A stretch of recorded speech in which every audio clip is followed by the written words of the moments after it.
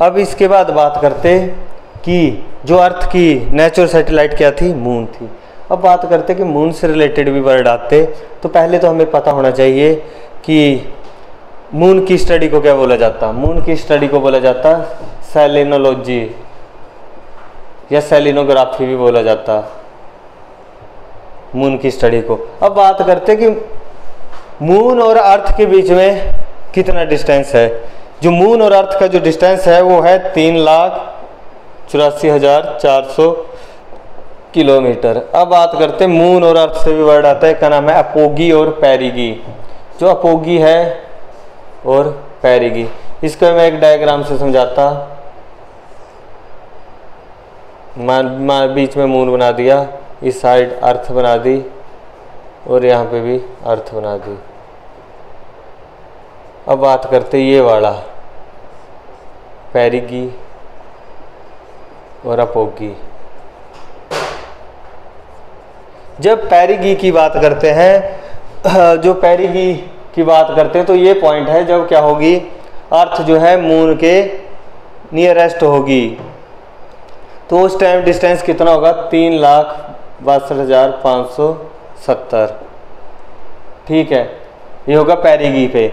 जब अपोगी की बात करते हैं हम, तो इसका जो होगा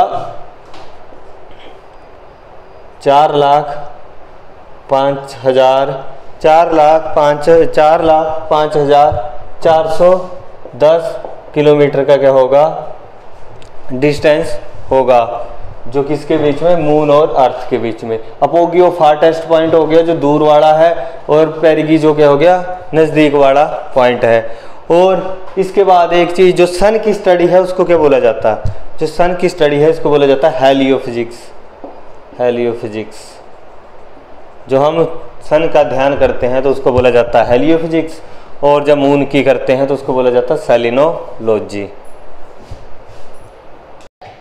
अब बात करते हैं अर्थ के बाद मार्स की तरफ। जो मार्स है इसको क्या बोला जाता है, रेड प्लेनेट के नाम से जाना जाता है मार्स को।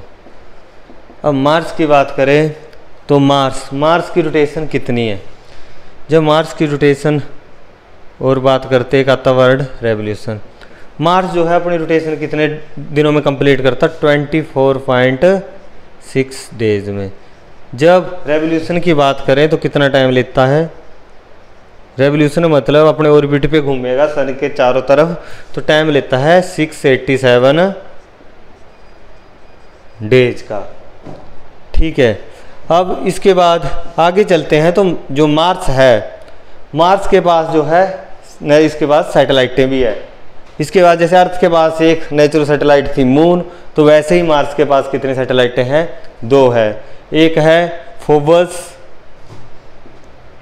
जो पहली वाली आती है वो है फोबस, और दूसरी जो आती है उसका नाम है डीमोस। जब डीमोस की बात की जाए तो डीमोस क्या है, सोलर सिस्टम की सबसे छोटी सैटेलाइट है। अब इसके बाद बात करें तो मार्स के ऊपर जो थे 3 अभियान हुए हैं। सबसे पहले बात करते हैं मार्स उदेसी। जो फर्स्ट अभियान था उसका नाम था मार्स उदेसी। दूसरा जो था वो था मार्स एक्सप्रेस। तीसरे की जब बात करें तो तीसरा जो आता है उसका नाम था मंगलयान। ये जो थे 4 हमने अभी तक प्लैनेट पढ़े, इनको बोला जाता है टेरेस्ट्रियल प्लैनेट और इनर प्लैनेट।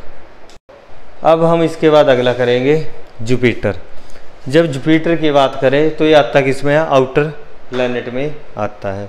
जो जुपिटर की बात करें इसको क्या बोला जाता है, लॉर्ड ऑफ दी हेवन के नाम से जाना जाता है। जितने भी प्लैनेट हैं, ये 8 प्लैनेट हैं, इनमें सबसे बड़ा जो प्लैनेट का कौन सा है,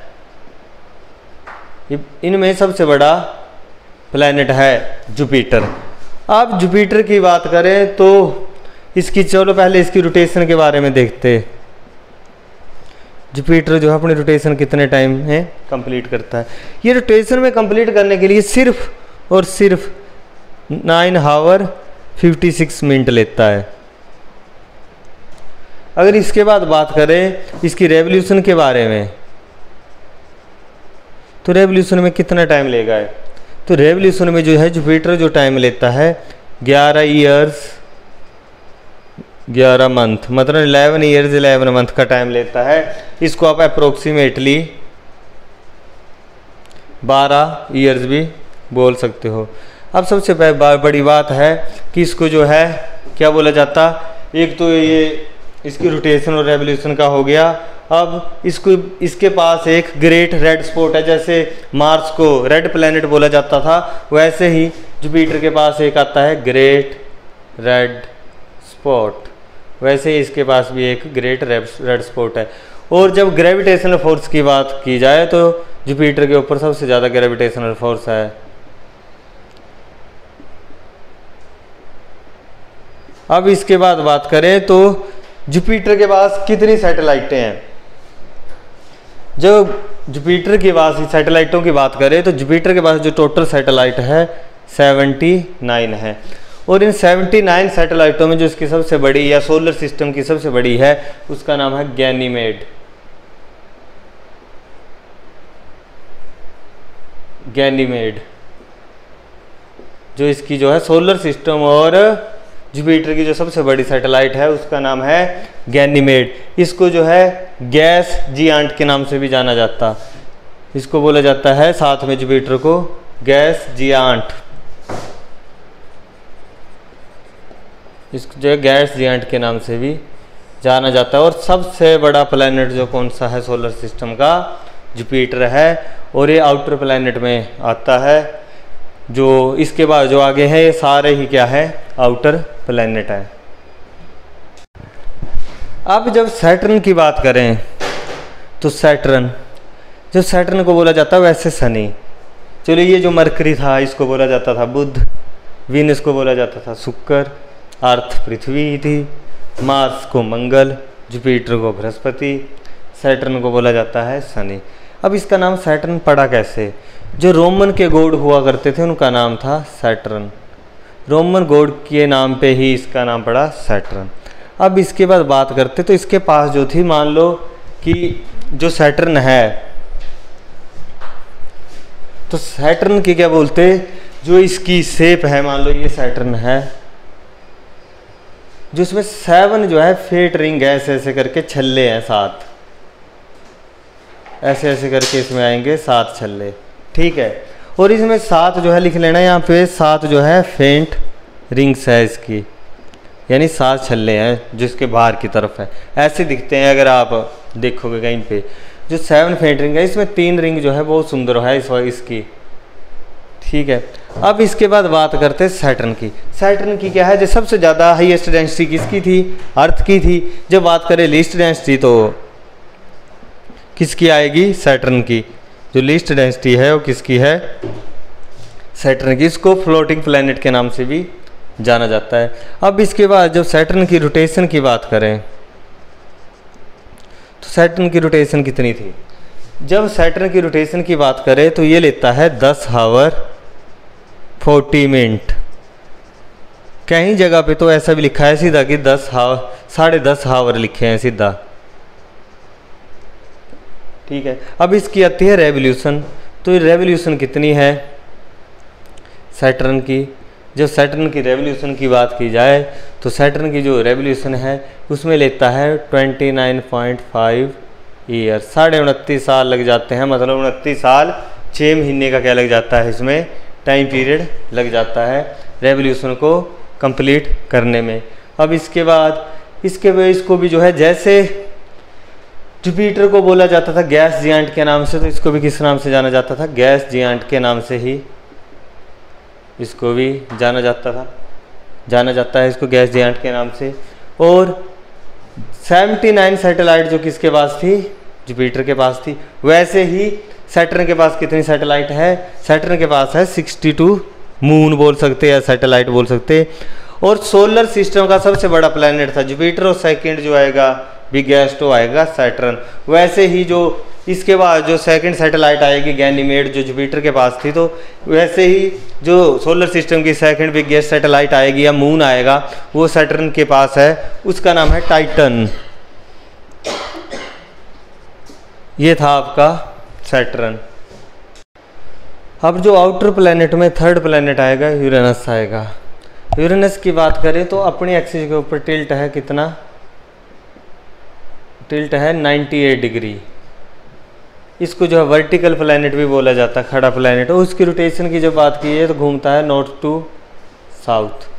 और जो हमारे सोलर सिस्टम का पहला प्लैनेट है यूरेनस, जिसको टेलीस्कोप की सहायता से खोजा गया था, और इसको जो खोजने वाले थे उनका नाम था विलियम हर्शल। विलियम हर्शल ने इसको खोजा था, और खोजा कब था, 1781 में जो था विलियम हर्शल ने इसको खोजा था। अब बात करते हैं यूरेनस की रोटेशन की। ये रोटेशन में कितना टाइम लेता है? जब रोटेशन की बात की जाए इसकी, तो रोटेशन में लेता है 17 आवर 14 मिनट 24 सेकेंड। कई जगह इसका टाइम आता है और यहाँ पे लिखा होता है 10.8 आवर लेता है। ठीक है, अब इसके बाद बात करें तो इसके पास ये 98 डिग्री अपने एक्सिस के ऊपर टिल्ट था, झुका हुआ है, इसलिए इसको इंक्लाइंड प्लैनेट भी बोला गया। इससे पहले जो दोनों प्लैनेट थे, जुपिटर और सैटर्न, उसको गैस जियांट बोला जाता था। अब इसको यूरेनस को क्या बोला जाता, आइस जियांट के नाम से जाना जाता, आइस जियांट के नाम से जाना जाता। अगर सबसे कोल्डेस्ट प्लैनेट की बात करें, सबसे ठंडा प्लैनेट इस वक्त कौन है, तो यूरेनस है। यूरेनस का जो टेम्परेचर जो है -224 डिग्री सेल्सियस है। ये है सबसे ठंडा है यूरेनस, जो सोलर सिस्टम का सबसे ठंडा प्लैनेट। अब इसके बाद बात करते, इसके पास सैटेलाइटें, रोटेशन होगी इसकी, रेवोल्यूशन लिखी इसकी रेवोल्यूशन नहीं लिखी, तो इसकी रेवोल्यूशन में कितना टाइम लेता। जब रेवोल्यूशन की बात करें तो रेवोल्यूशन में लेता है 84 अर्थ ईयर। जो अर्थ के 84 साल होते हैं, उतने टाइम में क्या करता है, ये अपनी रेवोल्यूशन को कंप्लीट करता है। और इसके पास जो सैटेलाइटों की बात करें तो इसके पास जो सैटेलाइटें हैं कितनी हैं, इसके पास सैटेलाइट जो है टोटल जो है 27 जो है सैटेलाइट है। अब इसके बाद बात करें तो इसके पास 27 सैटेलाइट है, जिसमें जो इसकी फेमस सैटेलाइट आती है उसका नाम है मिरिंदा। मिरिंदा इसकी सबसे फेमस सैटेलाइट है। और इसके बाद जो रेवोल्यूशन रोटेशन होगी, ठंड कोल्डेस्ट है, खोजने वाला विलियम हर्शल है, आइस जायंट के नाम से जाना जाता हो गया। और इसकी रोटेशन जो है नॉर्थ टू साउथ है। अब भी बात करते हैं कि इसके पास जो थी, यूरेनस के पास 9 फेंट रिंग है। जैसे सैटर्न के पास 7 थी, तो वैसे ही इसके पास कितनी रिंग्स है, 9 फेंट रिंग्स है। मिरिंदा इसकी क्या है, सैटेलाइट है, जो इसकी फेमस सैटेलाइट है। और इसको जो है यूरेनस को अरुण के नाम से जाना जाता। अब इसके बाद बात करते हैं नेपच्यून। नेपच्यून को क्या बोला जाता, वरुण के नाम से जाना जाता। अगर एग्ज़ाम में पूछा जाए कि सन से जो सबसे दूर है प्लैनेट वो कौन सा आएगा, तो नेपच्यून का आएगा, क्योंकि देख रहे हैं आप खुद भी सन यहाँ पे है और नेपच्यून जो है लास्ट में ड्रॉ किया हुआ है। तो यानी सबसे ज़्यादा दूरी किसके बीच में है, नेपच्यून और सन के बीच में जो है सबसे ज़्यादा दूरी है, यानी नेपच्यून जो है सन से बहुत दूर है। अब इसके बाद बात करें तो नेपच्यून को जो है ग्रीन प्लैनेट भी बोला जाता है। और इसको जो है एक और नाम आइस जायंट के नाम से भी जाना जाता। इसको जो है एक आइस जायंट के नाम से भी जाना जाता। अब रोटेशन के लिए कितना टाइम लेता, रोटेशन की बात करें तो ये 16 आवर लेता है। और जब रेवोल्यूशन की बात करें तो रेवोल्यूशन में कितना लेगा, रेवोल्यूशन में जो है 165 ईयर लेता, यानी मतलब इसका ईयर सबसे बड़ा है। और इसके बाद आगे चलें तो इसके पास 20 सैटेलाइटें हैं। इसके पास जो है 14 सैटेलाइटें हैं।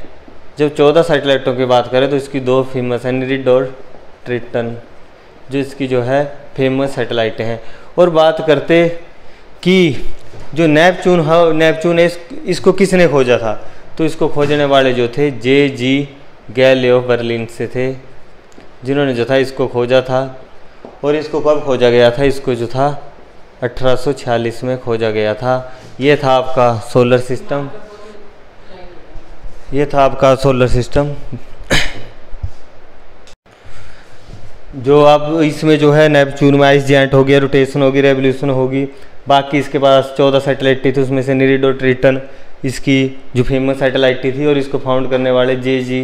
गैलिलियो बर्लिन थे, जिन्होंने 1846 में इसको फाउंड किया था। और इसके बाद इसको जो है नेक्ड आइज से नहीं देखा जा सकता नेपच्यून को। अगर आपको कहीं भी डाउट हो तो आप कमेंट बॉक्स में कमेंट कर सकते हैं। अब हम देखेंगे एक वर्ड आता है क्रोनोलॉजी। ये इसको क्रोनोलॉजिकल ऑर्डर भी बोला जाता है। क्रोनोलॉजी है क्या? क्रोनोलॉजी होती है हम किसी चीज़ के बारे में इवेंट वाइज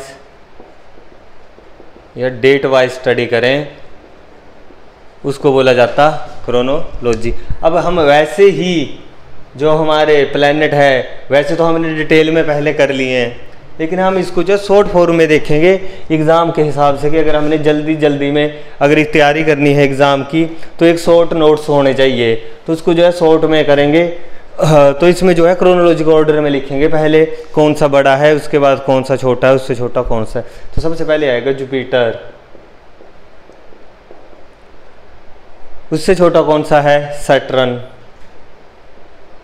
उससे छोटा कौन सा आएगा यूरेनस, उससे छोटा कौन सा आएगा नेपच्यून।